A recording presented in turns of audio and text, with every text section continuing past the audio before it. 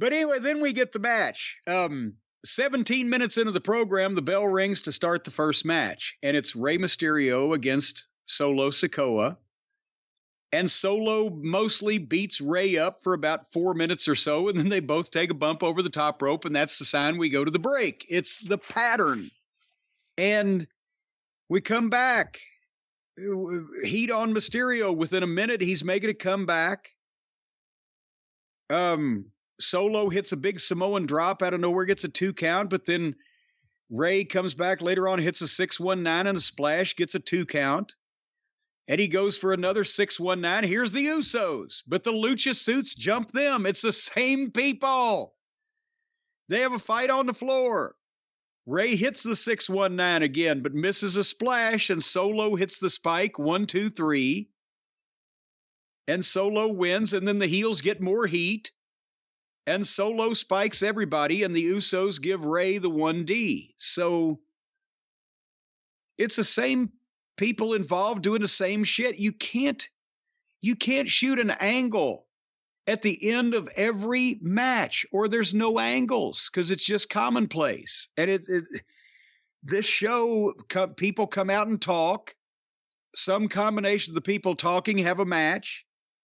The match is by the numbers, usually interrupted by a commercial break very quickly, has a cheap finish to get out of it, and then everybody fights again.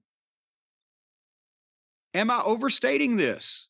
Well, we would see a lot of these groups again later on in the show, and not all these groups always interact with one another, so there's some uniqueness there because of that. In the back. And you know what? They're about to do the draft. One other thing. They're about to do the draft, yet right now everyone's on both shows. Yeah, I don't know what the... Right? The LWO's now on both shows. Everyone's on both shows. So if they do the soft brand split that they're floating in AEW, soft brand split, that's because they got a soft roster. Then how are we going to tell the difference there either? Because they don't have enough guys to fucking not have everybody on their shows, and the WWE does, but they don't use the majority of people that they have. And some of them they shouldn't use. As I mentioned in the back, Adam Pearce back there having to suffer the presence of Model Girl, Fat Otis, and Shoosh Boy. And if I was the USA Network, I think I would have a serious talk about the money I was paying just for segments like this. What is this for? Who would possibly give a shit about this silliness? It's great shit. And these are grown men. Otis doesn't believe he's a model. This model girl isn't a model girl. Shoosh Boy is Shoosh Boy. None of this. And then we go to Bianca Belair against Kai of Kai and Sky. They went 2 minutes to the break. They came back and went 3 more minutes. Bianca won. That's as detailed as I can get. Did you see the Bronson Reed package? I did. The recap of last week's match, you mean?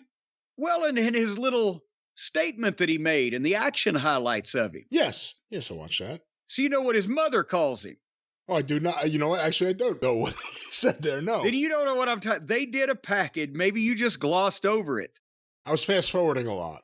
Okay. Well, yes. Last week, Bronson Reed and Bobby Lashley got in a big ham-fisted Donnybrook and ended up getting counted out and had a big fight. Well, they showed some footage of that, but also there was a package of Bronson Reed and the action highlights of him doing all that stuff that he can do with that big frame and, massive blah, blah, blah. But he revealed in it that he's really a nice guy. And as a matter of fact, that's what his mother used to call him, Mr. Nice Guy. So now they have set up, and I wrote in big capital letters, Jesus H. Christ. Bronson Reed's new gimmick is going to be that his mother called him Mr. Nice Guy. Mr. So Nice. now, he's a heel, Mr. Nice right? Guy. Yes. Okay. And he's going to be an underneath heel, apparently, for the rest of his life.